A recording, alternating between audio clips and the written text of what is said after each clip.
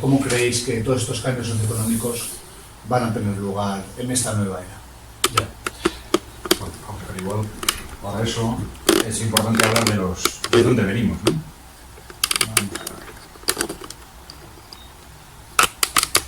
Hemos hablado del agotamiento del modelo económico, ¿no? ¿Y cuáles son las bases de ese agotamiento? ¿Por qué está agotado el modelo económico, ¿no? Bueno, ahí voy a intentar sintetizar un poco porque hay muchas teorías, opiniones distintas, etc. Pero si partimos de la Segunda Guerra Mundial, tenemos aproximadamente 20, 30 años, hasta los años 70, aproximadamente un periodo con un crecimiento altísimo en todo Occidente, ¿no? Un crecimiento muy alto es lo que se ha llamado la edad dorada del capitalismo, ¿no? Un crecimiento muy alto, además compatibilizado con un desarrollo social muy importante. Se crean lo que ahora llamamos el estado del bienestar, se crea entonces, ¿no? Entonces, las empresas tienen beneficios muy altos, los salarios crecen de acuerdo con ese crecimiento, crecen bastante, se crean los estados sociales, se desarrollan los servicios sociales, etc. Bueno, luego viene la crisis de los 70. Y durante esa crisis de los 70 hay una percepción en general en el Occidente de que hay que cambiar de modelo. Hay que cambiar de modelo porque económicamente ha dejado de funcionar. Esa edad dorada ha dejado de funcionar. ¿En qué perciben fundamentalmente que ha dejado de funcionar? En que los beneficios de las inversiones no son suficientes. Claro, vivimos en un modelo que depende de los beneficios de las inversiones. Las empresas públicas no, pues las empresas privadas, que son el modelo dominante, no funcionan si los inversores no tienen suficiente incentivo, si no ganan lo suficiente, ¿no? Eso es evidente, ¿no? Invierten las empresas, no, el objetivo de las empresas no es producir bienes y servicios. El objetivo del empresario es ganar dinero. Produce bienes y servicios como un instrumento para ganar dinero. ¿Vale? Si no gana dinero, no invierte. Entonces, su interpretación era que la economía ha dejado de funcionar porque las inversiones ya no son suficientemente rentables. Y entonces, en los años 70, es cuando se empieza a trabajar un nuevo modelo, lo que hemos llamado un modelo neoliberal. Es decir, bueno, vamos a poner en marcha una serie de medidas para que esas inversiones sean suficientemente rentables. Fundamentalmente estamos hablando de las inversiones de las grandes empresas, claro, que son las que inciden políticamente, ¿no? Pero, ¿esas medidas cuáles son? Bueno, por un lado está lo que normalmente le atribuimos al neoliberalismo. Pues ir progresivamente recortando el gasto social, ir debilitando los sindicatos, ir moderando el crecimiento de los salarios, ir bajando los impuestos de las empresas, todo en la misma línea. Todo eso no se hace por fastidiar a la gente, se hace para que la rentabilidad de las inversiones sea mayor. Tiene una lógica, ¿no? Pero la lógica de fondo siempre es la misma. También se pone en marcha lo que luego hemos llamado globalización. Y el objetivo de la globalización es el mismo. Es decir, esas grandes empresas occidentales que piensan que no tienen suficientes beneficios, quieren aumentar esos beneficios ampliando sus mercados al conjunto del mundo. Y además disponiendo de mano de obra barata, que es una constante, ¿no?, en la generación de beneficios de las empresas. Más movimientos, la incorporación masiva de la mujer al mercado de trabajo. Para nosotros fue muy importante ver unos documentos del movimiento feminista nórdico de los años 70, donde dicen, bueno, se está produciendo, de fines de los años 70, se está produciendo la incorporación masiva de la mujer al mercado de trabajo, y decían, esto está muy bien, pero esto será repartir el trabajo, ¿no?, entre hombres y mujeres, no será añadir trabajo, ¿no? Decían, para que no sea añadir trabajo, ¿qué hay que hacer? Entonces, en los países nórdicos trabajaban 45 horas a la semana. Decían, no, hay que bajar ya a 30 horas. De 45 a 30, y luego, según cuántas mujeres se incorporan al mercado de trabajo, pues igual hay que bajar más. Eso es lo que se hizo, ¿no? No exactamente, ¿no? ¿Qué se hizo? Pues añadir 40 o 45, 40 horas de trabajo por unidad familiar. Hemos estado durante generaciones pensando, es que con el avance tecnológico esto es estupendo porque vamos a trabajar cada vez menos, y resulta que estamos trabajando cada vez más. Claro, sobre todo ¿quién? Pues cientos de millones de mujeres que han estado trabajando 80, 90, 100 horas a la semana sin que le diga nada. Claro, el trabajo doméstico es un trabajo productivo como cualquier otro, ¿no? no se compra y se vende en el mercado, pero es un trabajo productivo como cualquier otro. Y ni modo, ¿no? Durante generaciones. Pero claro, eso ha sido muy importante para, al final, que las empresas dispongan de mucha mano de obra barata y también para mantener viva la economía. Aproximadamente 1/3 de la creación de riqueza durante estos 40 años se ha conseguido del crecimiento, 1/3 del crecimiento gracias a esa, vamos a decir, sobreexplotación de la mano. Es un tema clave. Y es sorprendente, porque ahora incluso se está hablando, pues, eso debería repartirse más entre hombres y mujeres, sí, pero sigue siendo repartir esas 40 horas de trabajo añadidas. Claro, no es el único factor en el hundimiento demográfico, pero es evidente que es probablemente el factor fundamental. Pero es algo de lo que ni se ha hablado durante todo esto. Bien. A pesar de todo esto, la economía no chutaba, sorprendentemente, ¿no? A pesar de todas esas medidas que no se tomaban de un día para otro durante todos esos 40 años, ha sido una tensión progresiva, ¿no?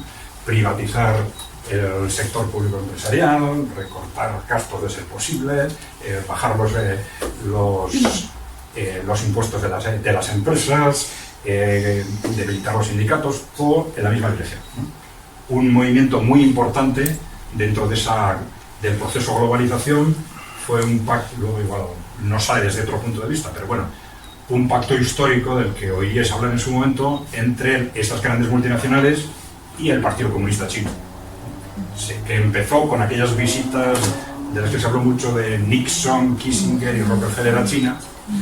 Se reunieron con los dirigentes del Partido Comunista Chino y entonces ponen en marcha un proceso, por un lado una especie de alianza contra la Unión Soviética y por otro lado lo que ha sido una base fundamental para el desarrollo de China por un lado. China lo ha aprovechado, ¿acuerdan? Pues las multinacionales europeas occidentales van a invertir sistemáticamente en China y esto para China ha sido fundamental porque eso lo han aprovechado muy bien para conseguir una industrialización rápida y para las multinacionales pues también porque han ampliado los mercados y han conseguido la mano de obra barata que buscaban, siempre detrás de ese beneficio. Bueno, pues a pesar de todo eso, la economía avanzaba a un ritmo mucho más bajo que el de la época de posguerra, ¿no?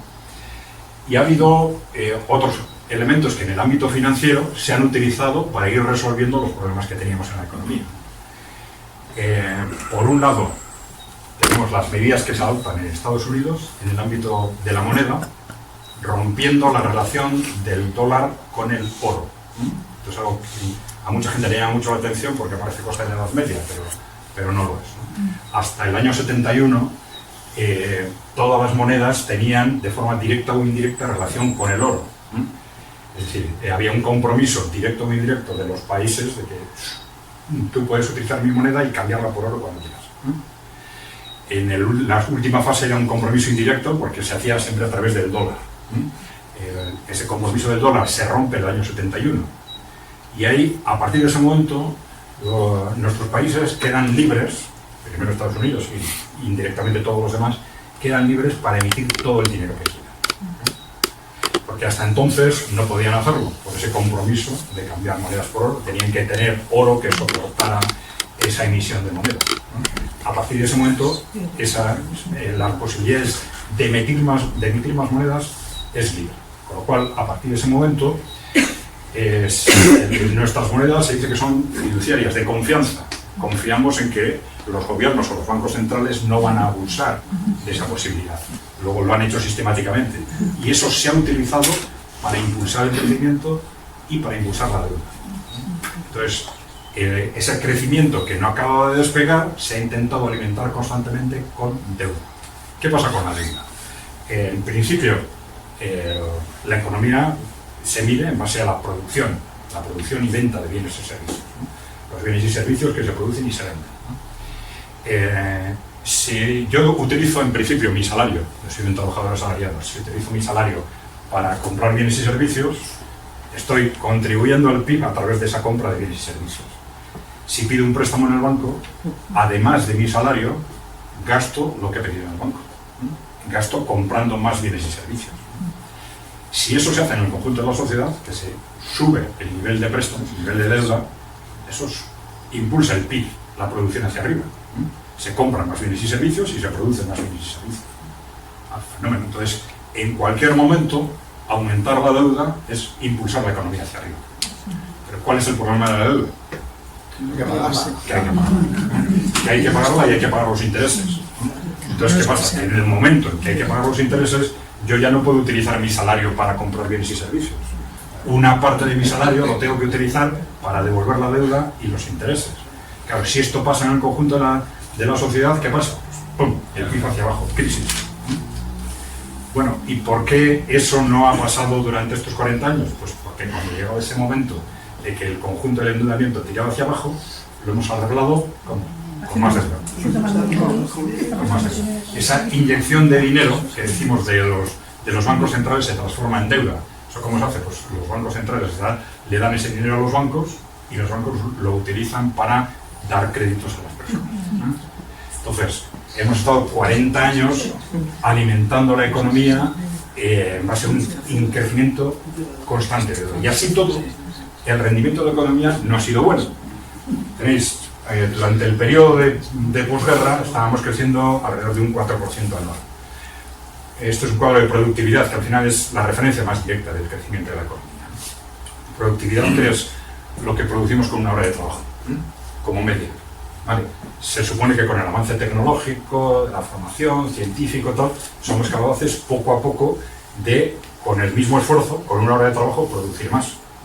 Eso es lo que nos da el avance de la economía. Bueno, pues ese avance era alrededor de un 4% en el periodo de posguerra y cae de forma bastante rápida en el periodo neoliberal, cada vez más, cada vez más, cada vez más. En la primera parte se puede explicar fácilmente. ¿Por qué?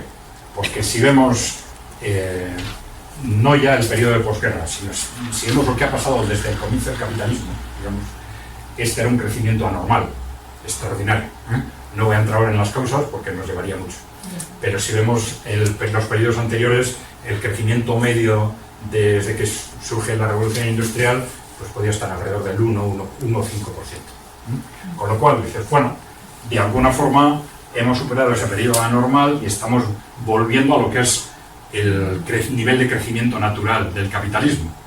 Pero lo que hemos visto es que no solo nos manteníamos ahí, sino que el crecimiento de la productividad iba a menos, y en los últimos 10-15 años estamos entre el 0 y el 0,5, o sea, una situación prácticamente de estancamiento. Claro, del crecimiento de la productividad es donde salen los beneficios de las empresas, los salarios, etc. Entonces, claro, lógicamente la pelea por ese reparto entre salarios y beneficios se hace cada vez más difícil si no hay un incremento de productividad. ¿Vale? Entonces, esa es una razón fundamental para explicar por qué se está viendo que la economía está estancada, ¿no? Ese estancamiento de la productividad. Pero la otra es, digamos, las razones o los instrumentos que se han utilizado para mantener viva la economía, que ya los hemos comentado. Uno es esa sobreexplotación de la mujer con el hundimiento demográfico. Entonces, hemos mantenido viva la economía a costa de hundir la demografía, que supone también a la vez hundir la economía del futuro, y con un incremento constante de deuda que sabemos que no puede seguir mucho tiempo. Entonces, esto no es que lo sepamos nosotros, ellos también lo saben, y lo saben ya desde hace mucho tiempo, que la deuda va a más, y la economía no chuta. Entonces, esos son los factores clave que les han dicho a todos que esto no puede durar mucho tiempo.